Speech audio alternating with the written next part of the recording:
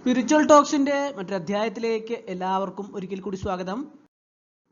2024 ആദ്യ സൂര്യഗ്രഹണം ഏപ്രിൽ 8 ഈ നാളുകാർക്ക് ഏതൊക്കെ നാളുകാരാണ് ഇതിൽ ഉൾപ്പെടുന്നതെന്ന് നമുക്ക് ഇന്നത്തെ അധ്യായത്തിൽ നമുക്ക് നോക്കാം. ആദ്യത്തെ നാള് ചിത്തിര നക്ഷത്രമാണ്. ചിത്തിര നക്ഷത്രക്കാരെ സംബന്ധിച്ചിടത്തോളം ഇവർക്ക് മാനസികമായ പല ബുദ്ധിമുട്ടുകളും ഉണ്ടാകാം. അതുപോലെ തന്നെ പ്രത്യേകിച്ച് വിഷു വരെ മനപ്രയാസം ഉണ്ടാകുന്ന അനാവശ്യ ചിന്തകളൊക്കെ ഉണ്ടാകുന്ന സമയമാണ് ഇത്. ഈ നക്ഷത്രക്കാർ എടുത്തുചാട്ടം കാണിക്കുന്ന കാലമാണിത്. ഇതിന് നിൽക്കരുത്.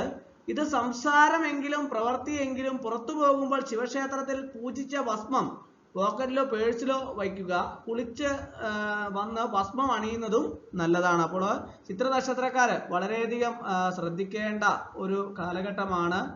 ഇപ്പോൾ 2024 ആദ്യ സൂര്യഗ്രഹണം ഏപ്രിൽ 8 നടക്കുന്നത്.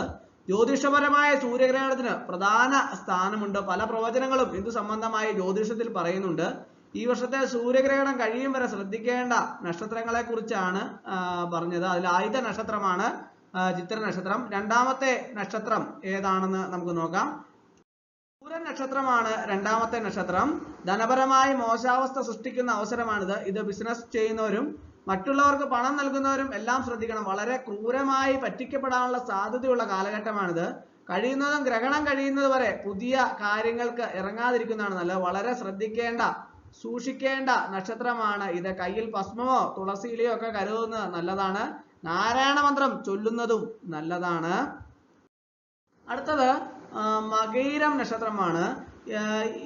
ഇവരെ സംബന്ധിച്ചിടത്തോളം ഏത് കാര്യത്തിന് ഇറങ്ങിയാലും തടസ്സം, ആരോഗ്യ പ്രശ്നം, മനപ്രയാസം ഉണ്ടാകുന്ന അവസ്ഥ എന്നിവ ഉണ്ടാകാനുള്ള സാധ്യതയുണ്ട്. ജീവിതത്തിൽ ധാരാളം പരീക്ഷണങ്ങളൊക്കെ നേരിടേണ്ടി വരുന്ന സന്ദർഭമാണിത്.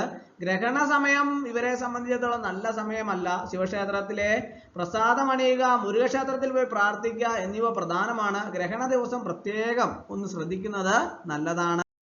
അടുത്തത് പുണർദം നക്ഷത്രമാണ്. ഇവർക്ക് ഈ സമയം പരാജയത്തിന്റെ സമയമാണെന്ന് പറയുന്നു. പുതിയ കാര്യങ്ങൾക്ക് ഈ സമയത്ത് ഇറങ്ങുന്നത് നല്ലതല്ല. വീട്ടിലുണ്ടാകുന്ന അസ്വാരസ്യങ്ങൾ ശ്രദ്ധിക്കണം. അനാവശ്യമായി സംസാരിക്കരുത്. പറയുന്ന വാക്കുകളിൽ ശ്രദ്ധ വേണം. കലഹങ്ങൾക്കും മറ്റും സാധ്യതയുണ്ട്. പഞ്ചാക്ഷരി മന്ത്രം ചൊല്ലി ഭഗവാനെ പ്രാർത്ഥിക്കുക, പ്രത്യേകിച്ചും ഗ്രഹണം കഴിയുന്നത് വരെ.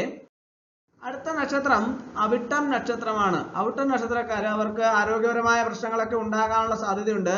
ധനനഷ്ടം വരാൻ സാധ്യതയുണ്ടാകും. ഇത് പല വിധത്തിലാകും. വിചാരിച്ചതിനേക്കാൾ കൂടുതൽ പണം ചെലവാകുന്നത് കാണുന്നു.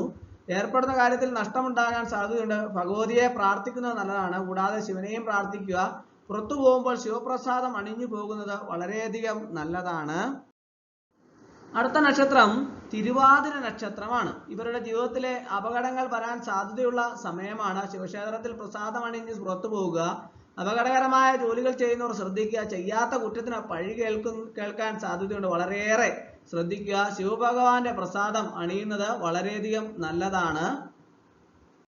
അടുത്തത് രോഹിണി നക്ഷത്രമാണ്. രോഹിണി നക്ഷത്രക്കാർക്ക് മുറിവുകൾ, അപകടങ്ങളൊക്കെ വരാനുള്ള സാധ്യതയുണ്ട്.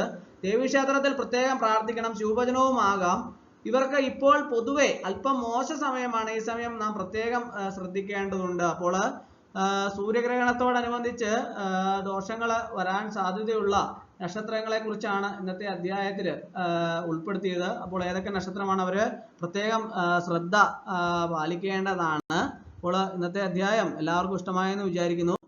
ഇഷ്ടമായ ലൈക്ക് ചെയ്യണം, ഷെയർ ചെയ്യണം, സബ്സ്ക്രൈബ് ചെയ്യണം. പരമാവധി എല്ലാവരിലേക്ക് എത്തിച്ചു കൊടുക്കും. ഒരിക്കൽ കൂടി എന്ന് പറഞ്ഞ് നിർത്തട്ടെ. നന്ദി, നമസ്കാരം.